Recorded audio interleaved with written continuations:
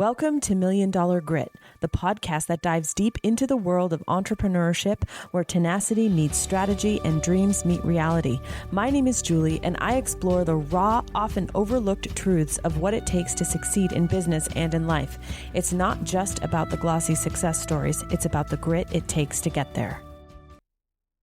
Hey everyone, this is Julie. Welcome back to Million Dollar Grit. I have big announcement to make today. It is that I am reeling on a cocktail of dopamine and adrenaline after discovering how to build a second brain with AI that is safe and secure and not tethered to any one chatbot. That is my announcement. And I want to go through this entire story. I wrote about it to my email list, but I thought, you know what, I'm going to do a whole podcast episode on this because it's one of those things that I think you're going to need to hear a couple times before it starts to really sink in if you're not techie. I want to start with the problem. And the problem with AI today is persistent memory, context, and security. That's actually 3 problems. With ChatGPT, there is pretty good memory persistent across your entire account if you're on the higher plans. But I've noticed that ChatGPT is always looking at what I most recently talked about. And so it's probably a little bit of a stretch to say that it's got true persistent memory. The second thing is context. And in my original Second Brain class, I talked about the context that you can provide in a chat, the context that you can provide in a project, in a GPT, in the general memory settings.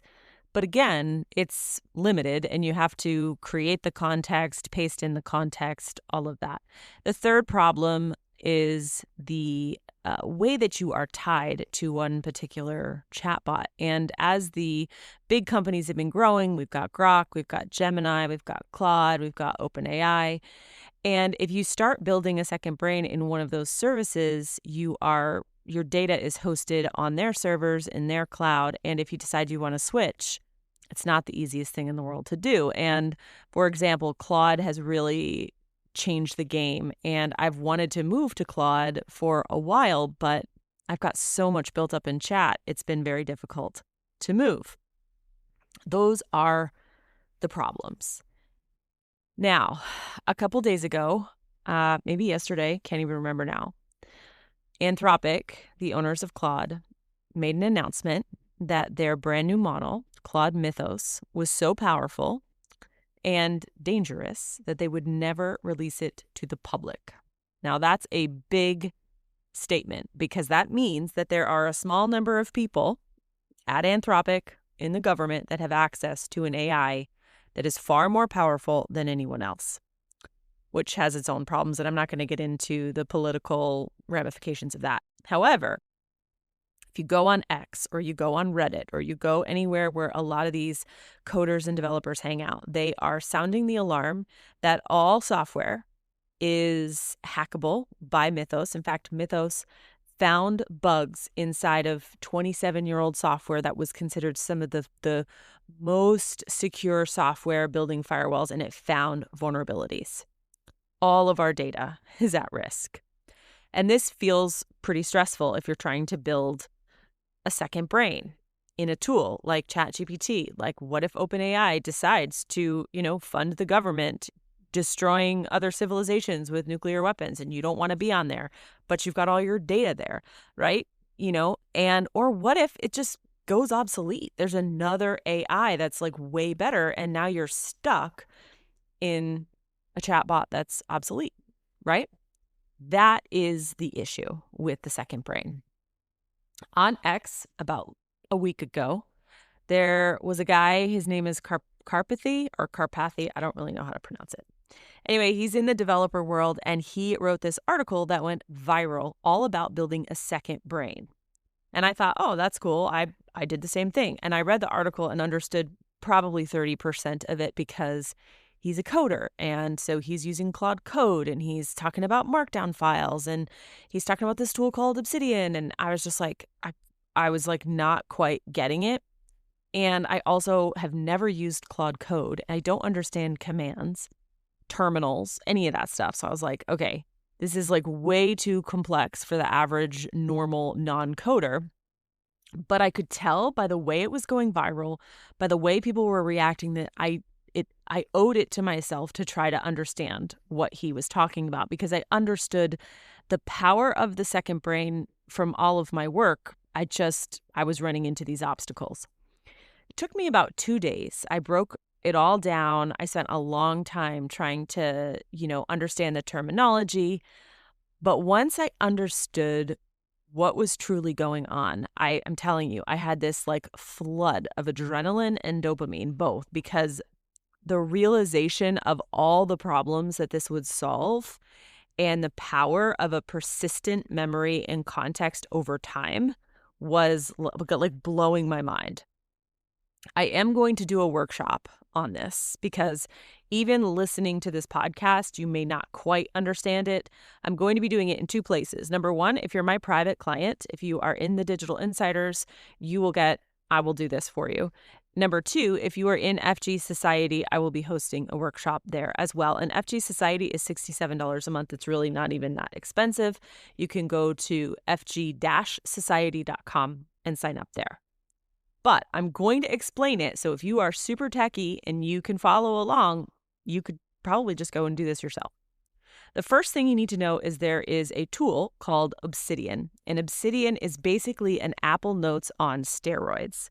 And you open it up just like you do on Apple Notes. You take notes just like you do on Apple Notes. It's the same experience, okay? Very pretty interface. And the difference between Apple Notes and Obsidian is in how it is saving those notes. I don't even know how Apple Notes saves their notes. I don't know what it is. But in Obsidian, every single note is being saved in a folder that you choose on your physical computer as a markdown file. And a markdown file is a plain text file. It's very lightweight. Every single computer on the planet can read text files. Every AI tool can easily read text files, and they are probably like the best, most lightweight way to save information, okay? And they're not very pretty when you open up the markdown files like on their own. They're kind of just like, they look a little like old school. But when you're looking at them in Obsidian, they look beautiful. They look like Apple Notes. And so every Obsidian note becomes a text file. Likewise, every text file that gets put in that folder is automatically readable in Obsidian with this beautiful interface. Okay, and that's important to remember here as we start to build the second brain. Now let's go on to the folders. The folder section inside of Obsidian really matters. Now, it depends on how you're using note-taking for you. I have 4 folders. It is personal life, work, animals, and faith. Okay, you don't want to make a bajillion folders. The less folders, the better. More macro, the better. And you're going to put 3 subfolders inside of each of these: a raw, a wiki, and an output. Okay, now let's start with the raw. The raw folder is your brain dump. That's where you put everything. So every time you open up Obsidian and you take a note, you put it in the raw folder. So if I'm taking notes on my podcast episode, I'm putting it in the raw folder under my work. If I'm ranting and raving about, what my llamas did, I'm going to take those notes and I'm going to put it in the raw folder inside my animals folder. Okay? No organizing, no cleaning, no renaming files, nothing. It's just taking notes. Whatever you do in Apple Notes or Google Keep or Evernote. Does anyone use Evernote anymore? You're just doing it here. Now, the second folder is called the wiki folder. And this is the part that broke my brain. Once you've got stuff in raw, you can use Claude Cowork. Now, other people use Claude Code, but again, that's command driven. I like Claude Cowork because I don't know commands. And you point Claude Cowork at that folder, okay? Because that folder is living on your computer. And it says raw, it says work and raw, and then all your files, okay? You're going to point Claude Cowork at that folder, and you're going to say, read everything in here and build me a wiki. Now, a wiki is basically like Wikipedia, okay? You look something up, It's an article, it's highlighted, it's clickable, and every time you click on a link, it goes to a different wiki page. It's not one long document, it's pages that are short that are connected to each other. It becomes essentially a web of organized information. Claude is going to read all those messy raw notes. It's going to find patterns and topics, and it's going to build a bunch of wikis, depending on how much information, okay? So one page per topic, basically. And it's going to also link up the pages with keywords. And Claude is going to build that wiki. You're not going to build it. You're not going to maintain it. And you're not going to read it. And that is the part that was like, oh my goodness, this wiki is not for you. The wiki is for the AI. Claude is looking at your raw folder, and it's building organized versions of your raw thinking in wikis so that it can read them quickly, understand your frameworks, understand your history, understand your patterns, and create persistent context and memory across every chat session because of these wikis, okay? Again, the raw folder is all your notes. Think Apple Notes. The wiki folder is where the AI is going to build wiki pages that are organizing your thoughts. And then you have that third folder, which is the output. This is the merged brain. When I go into Claude Cowork, I'm going to say, hey, go into my wiki folder, read everything there, and then I want you to help me build 5 presentation ideas for my mastermind. Please make that file in the outputs.